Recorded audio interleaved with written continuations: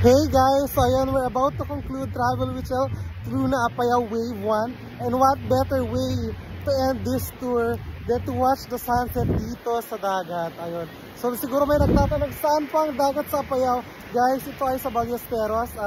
Actually, ito yung Ballesteros Beach Boulevard, which is only 30 minutes away from Luna, Apayao. Ayun guys, napakaganda dito. Ayun. Ayun, so mag-interview tayo ng joiners natin. Hi! Hi! Kumusta? Kumusta naman ang Luna tour natin? Enjoy? Did you love it? Ayun, love it. Ayun, ito naman. Hi AC! How are you to find out?